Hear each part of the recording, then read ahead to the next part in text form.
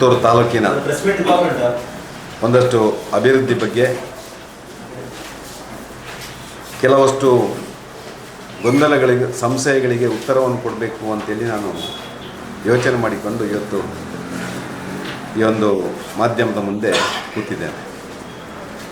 ವಿಶೇಷವಾಗಿ ಪುತ್ತೂರು ವಿಧಾನಸಭಾ ಕ್ಷೇತ್ರದಲ್ಲಿ ಇವತ್ತು ಬೇಸಿಗೆ ಬಂದಾಗ ಕುಡಿಯುವ ನೀರ ಹಾಹಾಕಾರ ಎಲ್ಲೆಡೆ ಕಾಣ್ತಾ ಇದೆ. ಇದಕ್ಕೆ ಶಾಶ್ವತ ಪರಿಹಾರವನ್ನು ಕಂಡುಕೊಳ್ಬೇಕು ಅಂತೇಳಿ ಭಾರತೀಯ ಜನತಾ ಪಾರ್ಟಿಯ ಸರ್ಕಾರ ಇರುವಂಥ ಸಂದರ್ಭದಲ್ಲಿ 2020-21ನೇ ಸಾಲಿನಲ್ಲಿ ನಾವು ವರ್ಷದ 365 ದಿವಸವೂ ಹರಿಯುತ್ತಿರುವಂಥ ನದಿಯಿಂದ, ಆ ಪೆರಿನ್ಸಿಯಲ್ ರಿವರಿಂದ ನೀರನ್ನು ಎಲ್ಲ ಗ್ರಾಮಗಳಿಗೆ ಕುಡಿಯುವ ನೀರಿನ ಯೋಜನೆಯನ್ನು ಅನುಷ್ಠಾನ ತರಬೇಕು ಅಂತೇಳಿ ಬಹುಗ್ರಾಮ ಕುಡಿಯುವ ನೀರಿನ ಯೋಜನೆ, ಅದು JJM ಕೇಂದ್ರ ಸರ್ಕಾರದ ಜಲ್ ಜೀವನ್ ಮಿಷನ್ ಯೋಜನೆಯನ್ನು ಸೇರಿಸಿಕೊಂಡು ಒಬ್ಬ ವ್ಯಕ್ತಿಗೆ ಕನಿಷ್ಠ 55 ಲೀಟರ್ ನೀರನ್ನು ಕೊಡಬೇಕು ಅಂತೇಳಿ ಯೋಜನೆಯನ್ನು ರೂಪಿಸುವಂಥ ಕೆಲಸವನ್ನು ನಾವು ಮಾಡಿದ್ದೇವೆ.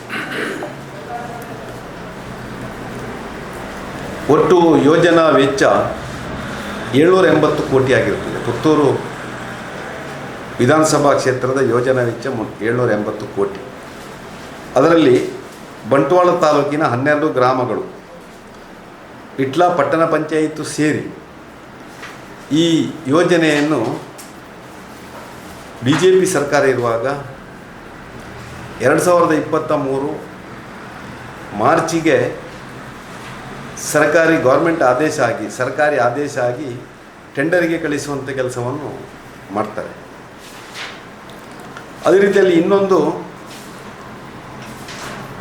ಕಡಬ ತಾಲೂಕಿಗೆ ಸಂಬಂಧಪಟ್ಟ ಹಾಗೆ ಕಡಬದ ನಮ್ಮ ಶಾಂತಿಮೊಗೇರು ಡ್ಯಾಮಿಂದ ಮತ್ತು ಪುಟ್ರುಪಾಡಿ ಗ್ರಾಮದ ಒಂದು ಡ್ಯಾಮಿನಿಂದ ಕುಡಿಯುವ ನೀರಿನ ಯೋಜನೆಗೆ 230 ಕೋಟಿಯನ್ನು ಆ ಭಾಗದಲ್ಲಿ ಒಂದು ಟೆಂಡರನ್ನು ಕರೀತಾರೆ. 230 ಕೋಟಿ. ಪುತ್ತೂರು ವಿಧಾನಸಭಾ ಕ್ಷೇತ್ರ ಇದಕ್ಕೆ ಸಂಬಂಧಪಟ್ಟ ಹಾಗೆ 780 ಕೋಟಿ. ಕುಂದಾಪುರದ ಮೇಜರ್ ಶಂಕರನಾರಾಯಣ್ ಕನ್ಸ್ಟ್ರಕ್ಷನ್ ಇವರಿಗೆ ಟೆಂಡರ್ ಆಗ್ತದೆ. ಕಡಬದ್ದು ಸಪರೇಟಾಗಿ 230 ಕೋಟಿಯದ್ದು ಮುಗಿರೋಡಿ ಕನ್ಸ್ಟ್ರಕ್ಷನ್ನವರಿಗೆ ಟೆಂಡರ್ ಆಗಿರ್ತದೆ. ಅದು ಏಕಕಾಲದಲ್ಲಿ 2 ಆಗ್ತದೆ. ನಾವು ಇವತ್ತು ಪುತ್ತೂರು ವಿಧಾನಸಭಾ ಕ್ಷೇತ್ರದಲ್ಲಿ ಆ ಕಾಮಗಾರಿ ಬರದಿಂದ ನಡೀತಾ ಇದೆ. ಆದರೆ ನಾವು ಅಲ್ಲಲ್ಲಿ ಫ್ಲೆಕ್ಸ್ಗಳನ್ನು ಕಾಣ್ತಾ ಇದ್ದೇವೆ. ಪುತ್ತೂರು ವಿಧಾನಸಭಾ ಕ್ಷೇತ್ರಕ್ಕೆ 1010 ಕೋಟಿಯ ಕುಡಿಯುವ ನೀರಿನ ಯೋಜನೆ ಅನುಷ್ಠಾನಗೊಂಡಿದೆ ಅಂತೇಳಿ ಪ್ರಕೃತ ಇರುವಂಥ ಶಾಸಕರು ಅದನ್ನು ಎಲ್ಲ ಕಡೆ ಮಾಧ್ಯಮದಲ್ಲಿ ಮತ್ತು ಪತ್ರಿಕೆಗಳಲ್ಲಿ ಪ್ರಚಾರಪಡಿಸುವಂಥ ಕೆಲಸವನ್ನು ಮಾಡ್ತಾ ಇದ್ದಾರೆ.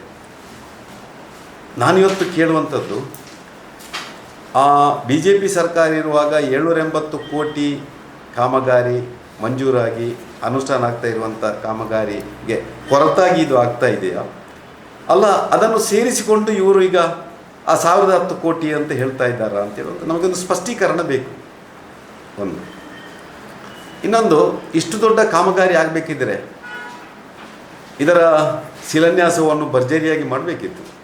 ಉಸ್ತುವಾರಿ ಸಚಿವರು, ರಾಜ್ಯದ ಮುಖ್ಯಮಂತ್ರಿಗಳಿದ್ದು ಯಾಕೆ ಮಾಡಲಿಲ್ಲ ಅಂತ ಗೊತ್ತಿಲ್ಲ ನನಗೆ. ಅಂದರೆ ಇದು ಪುತ್ತೂರು ತಾಲೂಕಿನ ಎಲ್ಲ ಜನರಿಗೆ, ಪುತ್ತೂರು ವಿಧಾನಸಭಾ ಕ್ಷೇತ್ರದ ಎಲ್ಲ ಜನರಿಗೆ ಕುಡಿಯುವ ನೀರಿನ ಯೋಜನೆ, ನಗರ ಹೊರತುಪಡಿಸಿ ಪುತ್ತೂರು ನಗರಕ್ಕೆ ಜಲಸಿರಿ ಯೋಜನೆ ನಮ್ಮದು 115 ಕೋಟಿ ಇದ್ದು ನಗರಸಭೆ ಅಧ್ಯಕ್ಷರಿದ್ದಾರೆ. ಅದನ್ನು ನಮ್ಮ ಅವಧಿಯಲ್ಲಿ ನಾವು ಆಗಿನ ಉಸ್ತುವಾರಿ ಸಚಿವರಾದಂಥ ಯಾರು UT ಖಾದರ್ ಕರೆದು ನಾವು ಆ ಕಾರ್ಯಕ್ರಮವನ್ನು ಮಾಡಿದ್ದೀವಿ. ಇದನ್ನು ಗುತ್ತಿಗೆದಾರರು ನೇರವಾಗಿ ಕೆಲಸ ಮಾಡುವಂಥ ಕೆಲಸವನ್ನು ಇವತ್ತು ಮಾಡ್ತಾ ಇದ್ದಾರೆ. ಇವತ್ತು ಜನರಿಗೆ ಇದು ಯಾವಾಗ ಆಯಿತು, ಹೇಗೆ ಬಂತು ಎನ್ನುವುದನ್ನು ಮಾಧ್ಯಮದ ಮುಖಾಂತರ ತಿಳಿಸಬೇಕು ಅಂತೇಳಿ ನಾನು ಆಧಾರ ಸಹಿತ, ದಾಖಲೆ ಸಹಿತ ನಿಮಗೆ ಅದನ್ನು ಒದಗಿಸಿದ್ದೇನೆ. ಮತ್ತು ಸತ್ಯಾಂಶ ಏನು ಅಂತ ಜನರಿಗೆ ಗೊತ್ತಾಗಬೇಕು ಅಂತೇಳಿ ವಿಚಾರವನ್ನು ತಮ್ಮ ಮುಂದೆ ಇಡುವಂಥ ಕೆಲಸವನ್ನು ಇವತ್ತು ನಾವು ಮಾಡ್ತಾಯಿದ್ದೇವೆ. ಇದು ಕುಡಿಯುವ ನೀರಿಗೆ ಸಂಬಂಧಪಟ್ಟ ಹಾಗೆ.